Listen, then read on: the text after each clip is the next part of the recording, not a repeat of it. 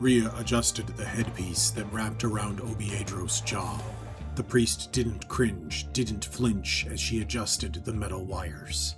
The device had been cobbled together from parts of an old coffee machine, and while crude, it met all the important specifications.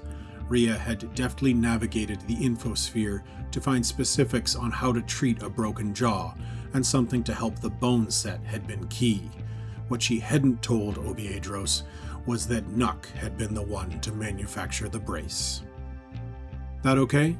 she asked Obiedros. He nodded and tried to smile, but the pain forced the grin away. "Hurts, I know," she said. She patted Obiedros on the arm. Part of her wanted to launch into a lecture about how foolish it had been for Obi to try and grab Nuk's gun, but she knew that he'd learned that lesson already. He'd spent the next few days sipping soup through a straw as a painful reminder.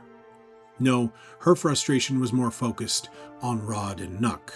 The two of them had apparently bought in on this old ship and were now gallivanting around the galaxy, picking up strays.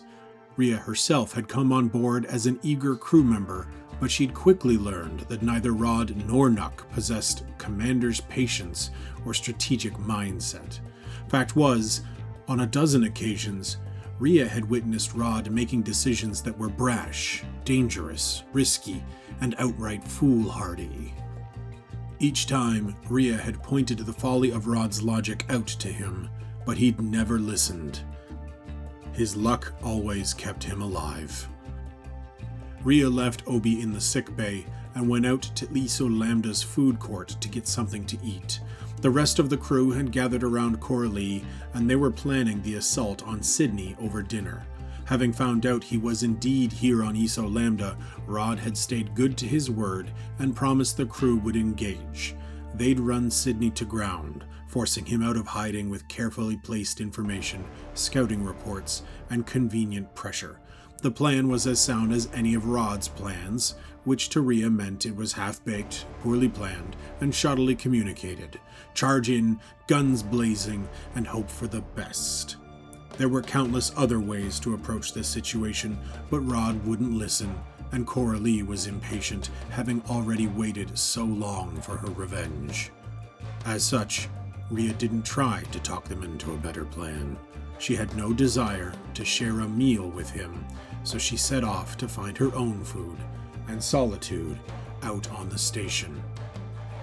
The smell of baked beans hit her, a familiar scent. She'd grown up in a facility that served easy-to-mass-produce staples like beans and rice and potato. It was always bland, but nutritious and familiar. She followed the memory and settled into a greasy backlot catering truck. The counters were sticky, stained with the memories of long-forgotten meals left to churn in the station's light emitters. In the back, the sound of burners simmering away at chili resonated from the cart. She ordered 3 bowls of the brown concoction and set about them slowly and pensively. Rhea had no desire to eat faster, no desire to hasten her return to the crew. Instead, she focused on the memory and the meal before her. The beans were soft, tender, but the pork bits tasted unusual. She didn't ask, she just powered through. She chalked it up to the oddities of Iso-Lambdian cuisine and her own sour attitude. But within the hour, Rhea was curled up outside the toilet of the Unremarkable, vomiting wildly. Whatever they'd done to those beans, they'd done it wrong. Kasiwa strode into the weapons locker of the Unremarkable. She'd been called here to join the crew on their next mission. They were finally going after Coralie's target, a newly released prison inmate named Sidney. Rod had promised Coralie this would be a priority for them, and after their successful work for Weber Securities, the crew had enough time to run Sidney to ground. Coralie had made no bones about it. Sidney had to die. She wasn't forthcoming about why, but it didn't matter. She had paid for this right, and she'd been clear that Sidney was a threat. As Kasiwa made her way to the weapons locker, Rod was hefting Rhea's newly found grenade launcher over his shoulder, Nuk checking the brace on his pistol, and even Coralie was familiarizing herself with Rod's old needle gun. Obi? Kasiwa asked. Sick bay, Rod replied. Rhea? Kasiwa asked. Sick bay, Rod replied. Sick bay? Food poisoning. Don't eat the chili. Just us? Kasiwa asked, offering a curt nod to Coralie before grabbing her own shotgun off the rack. Rod chambered a grenade into the launcher and snapped it shut with a satisfying click. He smiled. Just us, he said.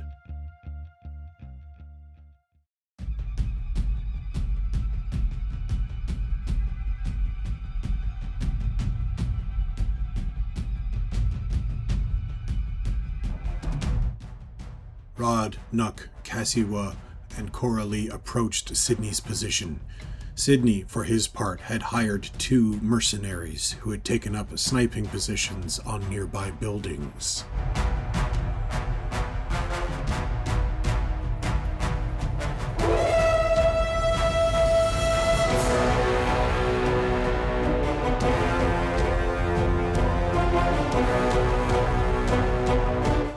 Rod can't quite make it to cover due to the slippery ground. Each of the raiders fires their weapons at Rod. While the first one misses, the second one hits. Rod is barely able to dodge out of the way of the incoming shot. Sidney, who is armed with a high-power pistol, tries to close the distance. Nuk fires his infantry laser at one of the raiders and misses. Kasiwa dashes forward for cover behind a barricade. Coralie steps to the corner of the building, levels her needle rifle, and fires. She misses.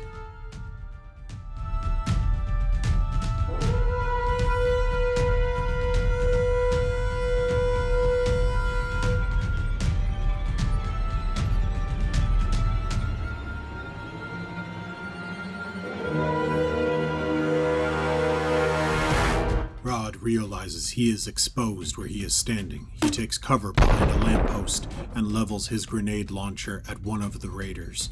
He fires, hitting, but the raider survives. Coralie aims her needle rifle and fires. It's a remarkable shot and it hits the raider. However, he uses the advantage of his height and cover and survives. Nuk aims his infantry laser and fires, but misses. Sidney's raiders want to close the distance. They enter the buildings and descend the staircases. Sidney advances to the front of the parked car and draws a massive hand cannon. You have no idea how dangerous Coralie is, Captain. The shot tears into Rod's chest. He collapses to the ground, steam pouring from the wound, blood seeping onto the pavement below. Rod Foster is down. Kasiwa, having seen Rod go down, leaps the barricade, raises her shotgun, and snarls at Sidney. She fires, and Sidney is dropped to the ground, taking the full force of the shotgun blast to his chest.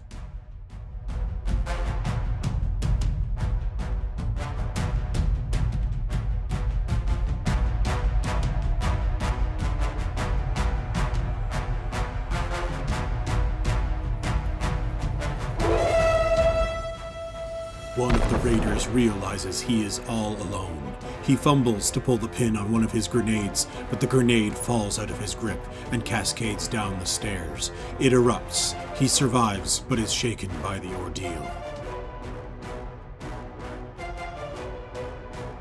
Nuk takes cover behind a dumpster near where Rod fell. He looks down to see his longtime friend laying face down on the pavement.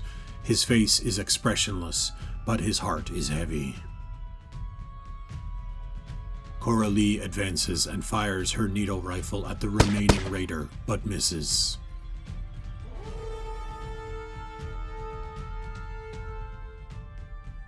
As she is apt to do, the always professional Kasiwa ends the battle with a shotgun blast.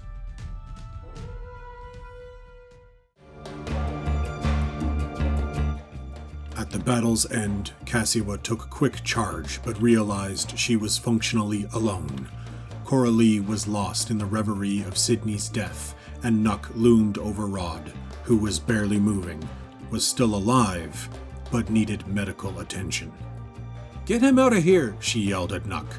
The alien snapped out of his own mind, lifted Rod up, and started back to the ship with him. Kasiwa quickly went through the scene, collecting credits and items from the fallen soldiers. The dead raider had a contract that Sidney had given him to fight against the Unremarkable crew. This settled Kasiwa, as it meant the surviving raider was less likely to double back and try to finish the job. Kasiwa, Coralie, and Nuk bundled Rod up and carefully walked him back to the Unremarkable. The battle, now deadly serious, took its toll on everyone. Rod, now conscious, gasped for desperate breaths from a sucking wound on his chest. Each inhale was sharp and ragged, and more than once he coughed up mucus and blood. He groaned, the wound serious enough that he could barely manage to stumble along with the crew. Nuk remained by Rod's side for the duration of the journey, under Rod's shoulder, supporting him, not speaking. He clutched Rod's hand, helping his oldest friend along. Rod and Nuk had served many years in the Union military together. They'd bought the Unremarkable together, and they'd survived countless encounters with death together. Now, Rod was on the edge of a knife, a wound serious enough that Nuk dare not imagine what could possibly become of his only friend. Coralie lagged behind, periodically looking down at her hands. She'd taken some skilled shots, even hit a long-range one, but it was the crew of the Unremarkable that had taken Sidney down. Now, their captain was on death's door for his part in the endeavor. She didn't wish that on him, didn't wish death on many, but this was the job she'd hired them to do. And with Sidney gone, she was one step closer to being safe. Coralie stifled a smile. While she mourned Rod's injury, feared for his life, she couldn't help but see the silver lining in the cold corpse of Sidney that they'd left on the streets behind. Upon the Unremarkable, Nuk took Rod to the sickbay. There, Obi sat up, seeing Nuk enter, but then immediately snapped to attention. He helped Nuk navigate the captain to a nearby bed, sharing only a brief look of understanding with Nuk. Whatever their grievances were between Nuk and Obi, they could wait. Rhea, still sick, turned over in her bed and saw the commotion as well. She sat up as best she could, but couldn't muster the strength to help. All she could do was stare. She'd always known Rod's decisions would get someone killed one day. She'd just never thought it would be him first.